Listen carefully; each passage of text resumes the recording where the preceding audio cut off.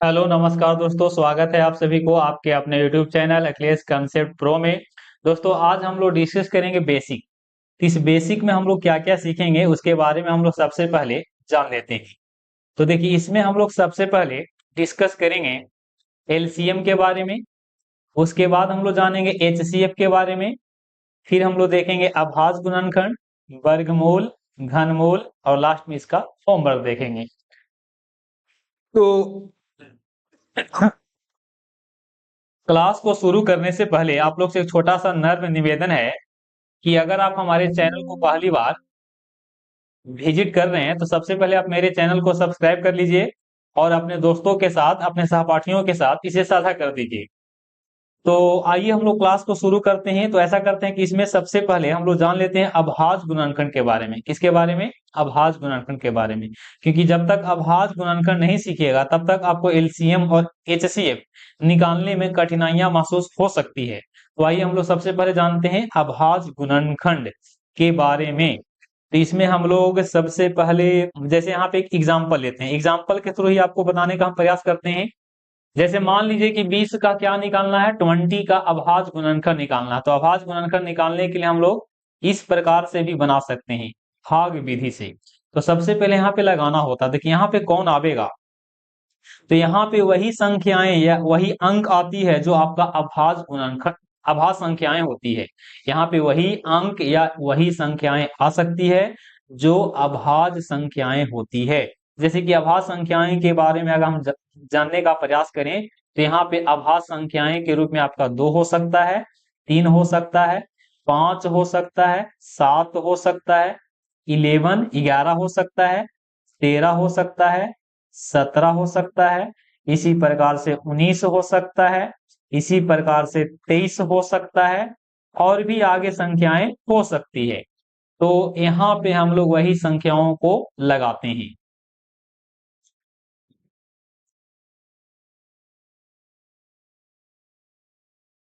तो यहाँ पे हम लोग फिलहाल लगाएंगे कितना से, देख रहे हैं कि 20 जो है से 2 से कटता है तो यहाँ 2 लिखेंगे। 2 से 2 का टेबल पढ़ना है तो 2 दहां के 20।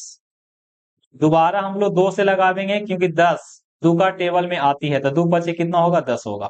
इसी प्रकार से आगे भी अगर कंटिन्यू करते हैं तो यहाँ आपको लगाना होगा 5 से। तो 5 एकम 5, ये आपका 6 7 8 की क्लासों में पढ़ाया जाता है जो कि आपका एकदम बेसिक है।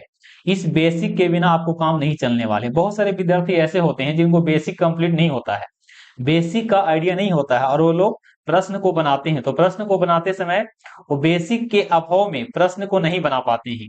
तो आज हम उसी समस्याओं को दूर करने के लिए ये आपका क्लास हम ले रहे हैं। तो यहाँ पे लिखेंगे 20। तो 20 बराबर, यहाँ पे देखिए 2 आया है 2 बार तो लिखेंगे 2 के पावर 2 इंटू 5 और 5 के पावर 1।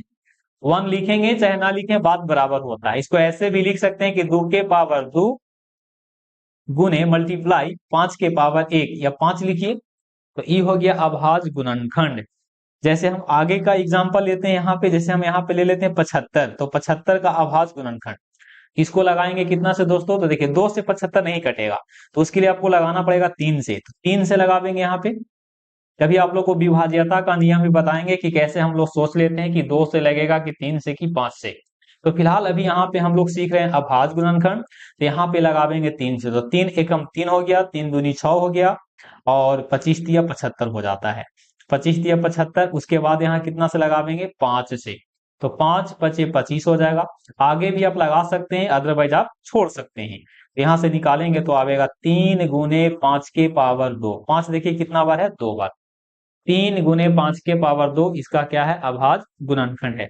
उसी प्रकार से अगर आगे हम लोग निकालेंगे तो आप निकाल सकते हैं 90 का। 90 का निकालिए तो 90 का निकालेंगे तो कितना से लगाना होगा, 90 से 90 को निकालने के लिए आपको लगाना होगा पहले 2 से। 2 से कटेगा कितना बार, 45 बार में। दोबारा हम लोग लगावेंगे, 2 से नहीं लगेगा, यहाँ पे 3 से लगेगा।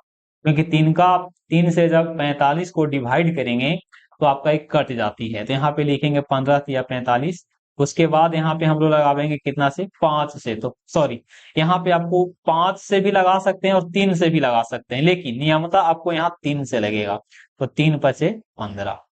इसको हल कर लेंगे, यहां से लिखेंगे 2 एक बार, 3 यहाँ पे 2 बार और गुने 5 हो जाएगा।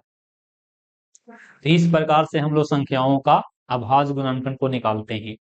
तो उम्मीद करते हैं कि आप इसको समझ गए होंगे।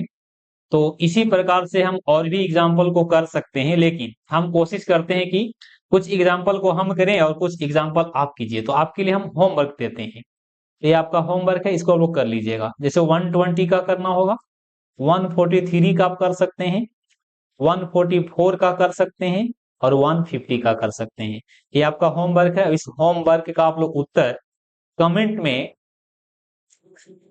कर सकते हैं, कमेंट में कर सकते हैं। नहीं तो मेरा पर्सनल व्हाट्सएप नंबर पे भी कर सकते हैं, जिसका लिंक हम आपको दे देंगे डिस्क्रिप्शन में। वहां से आप क्लिक करके वहां पे भी आप मैसेज कर सकते हैं। तो ये हो गया। देखिए अभी दोस्तों इस पे राइटिंग उतना बढ़िया से बैठ नहीं रहा है, क्योंकि अभी नया है, तो इसमें आपको बैठाने में थोड़ा सा वक्त लगेगा। तो फिर भी जो भी राइटिंग है उसी पे आपको एडजस्ट करना पड़ेगा।